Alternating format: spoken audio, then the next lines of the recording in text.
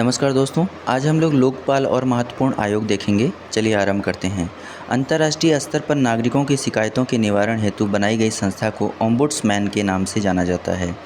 एक स्वतंत्र पर्यवेक्षी एजेंसी के रूप में इसकी स्थापना 1809 ईस्वी में स्वीडन में हुई थी। भारतीय लोकतांत्रिक व्यवस्था के अंतर्गत जन शिकायतों के निवारणार्थ ओम्बुड्समैन के समकक्ष लोकपाल या लोकायुक्त अधिनियम 2013 1 जनवरी 2014 को राष्ट्रपति द्वारा स्वीकृत के तहत केंद्रीय स्तर पर लोकपाल एवं राज्यों के स्तर पर लोकायुक्त की नियुक्ति का प्रावधान किया गया है। ये संस्थाएं गैर संवैधानिक दर्जे वाली वैधानिक निकाय हैं। उपर्युक्त अधिनियम के तहत केंद्र स्तर पर लोकपाल संस्था के अंतर्गत एक अध्यक्ष और 8 से अनधिक सदस्यों का प्रावधान किया गया है। लोकपाल संस्था का गठन मार्च 2019 में किया गया था तथा सर्वोच्च न्यायालय के सेवानिवृत्त न्यायाधीश पिनाकी चंद्र घोष इसके प्रथम अध्यक्ष बने।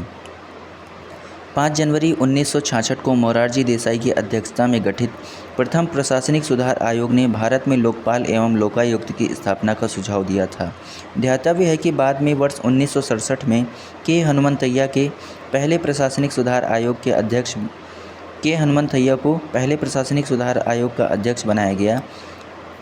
भारतीय संसद में लोकपाल विधेयक सर्वप्रथम 1968 में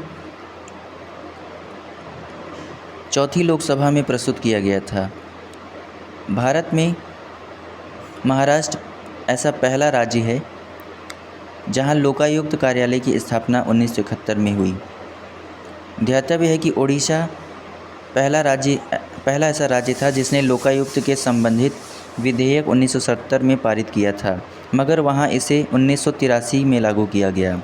उत्तर प्रदेश में लोक आयुक्त अधिनियम 1975 के तहत लोकायुक्त अपना प्रतिवेदन राज्यपाल को सौंपता है, जो उसे विधानमंडल के दोनों सदनों में प्रस्तुत करवाता है। वर्ष 1993 में गठित वोहरा समिति का संबंध राजनेताओं और अपराधियों के बीच गठजोड़ की जांच करने से था। राजमन्नार आयोग ने भारतीय प्रशासनिक सेवा एवं भारतीय पुलिस सेवा को समाप्त करने की सिफारिश की थी। 28 सितंबर 1993 को अनुच्छेद 123 के तहत अपने अधिकारों का प्रयोग करते हुए तत्कालीन राष्ट्रपति ने मानवाधिकार संरक्षण अध्यादेश जारी किया था। ध्यातव्य है कि मानवाधिकार संरक्षण अधिनियम 1993 28 सितंबर 1993 से ही प्रभावी किया गया था। राष्ट्रीय मानवाधिकार आयोग एक गैर संवैधानिक सांविधिक निकाय है। इसका गठन 12 अक्टूबर 1993 को किया गया था। इसके अध्यक्ष एवं सदस्यों की नियुक्ति राष्ट्रपति द्वारा की जाती है। मानवाधिकार आयोग के अध्यक्ष एवं सदस्यों की नियुक्ति के लिए गठित समिति में शामिल हैं प्रधानमंत्री, केंद्रीय गृह मंत्री, लोकसभा एवं राज्यसभा के विपक्ष के नेता, लोकसभा अध्यक्ष तथा राज्यसभा के उपसभापति। राष्ट्रीय मानवाधिकार आयोग की शक्ति मात्र सलाहकारी प्रकृति की होती है। मानवाधिकार संरक्षण संशोधन अधिनियम 2019 भारत के मुख्य न्यायाधीश अथवा उच्चतम न्यायालय के न्यायाधीश रहे किसी व्यक्ति को राष्ट्रीय मानवाधिकार आयोग के अध्यक्ष के रूप में नियुक्त किया जा सकने हेतु पात्र बनाता है। आयोग के गैर सदस्यों सिविल सोसाइटी की संख्या को 2 से बढ़ाकर 3 कर दिया गया है, जिनमें एक महिला होगी। संशोधन अधिनियम 2019 के अनुसार राष्ट्रीय पिछड़ा वर्ग आयोग के अध्यक्ष, राष्ट्रीय बाल अधिकार संरक्षण आयोग के अध्यक्ष और दिव्यांगजनों संबंधी मुख्य आयुक्त को भी आयोग के सदस्यों के रूप में सम्मिलित किया गया है। राष्ट्रीय अल्पसंख्यक आयोग, राष्ट्रीय अनुसूचित जाति आयोग, राष्ट्रीय अनुसूचित जनजाति आयोग, राष्ट्रीय महिला आयोग के चेयरपर्सन पहले से ही इसके सदस्य होते हैं। संशोधन अधिनियम 2019 द्वारा राष्ट्रीय आयोग और राज्य आयोगों के अध्यक्षों और सदस्यों की पदावधि को 5 वर्ष से कम करके 3 वर्ष किए जाने की संबंधी प्रावधान किया गया है।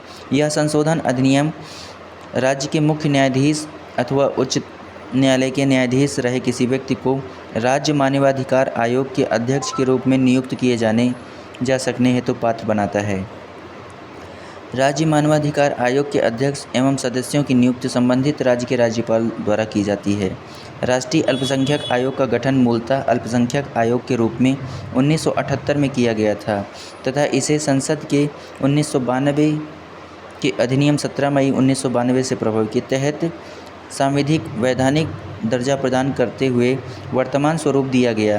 केंद्र सरकार द्वारा पहले 5 समुदायों मुस्लिम, ईसाई, सिख, बौद्ध एवं पारसी को अल्पसंख्यक समुदाय के रूप में सूचित किया गया था तथा 27 जनवरी 2014 को जैनों को भी अल्पसंख्यक समुदाय के रूप में अधिसूचित किया गया है।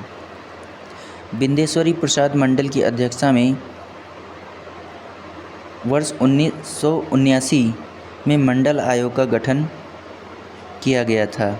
मंडल आयोग का प्रमुख कार्य था सामाजिक और शैक्षणिक रूप से पिछड़े लोगों की पहचान करना। संविधान के अनुच्छेद 315 के द्वारा संघ के लिए एक लोक सेवा आयोग और प्रत्येक राज्य के लिए एक लोक सेवा आयोग की व्यवस्था की गई है। 2 या अधिक राज्यों के परस्पर करार और उन राज्यों के विधानमंडलों के इस आशय का संकल्प पारित करने पर संसद विधि द्वारा उन राज्यों के लिए संयुक्त लोक सेवा आयोग हेतु उपबंध कर सकती है। अनुच्छेद 316(1) के तहत संघ लोक सेवा आयोग और संयुक्त लोक सेवा आयोग के अध्यक्ष एवं सदस्यों की नियुक्ति राष्ट्रपति द्वारा की जाती है, जबकि राज्य लोक सेवा आयोग के अध्यक्ष एवं सदस्यों की नियुक्ति का प्राधिकार संबंधित राज्य के राज्यपाल के पास होता है। संविधान के अनुच्छेद 323 के अनुसार संघ लोक सेवा आयोग अपना वार्षिक प्रतिवेदन राष्ट्रपति को, जबकि राज्य लोक सेवा आयोग अपना वार्षिक प्रतिवेदन राज्यपाल को सौंपता है। संविधान के अनुच्छेद 322 के अनुसार संघ लोक सेवा आयोग के व्यय भारत की संचित निधि पर, जबकि राज्य लोक सेवा आयोग के व्यय संबंधित राज्य की संचित निधि पर भारित होते हैं।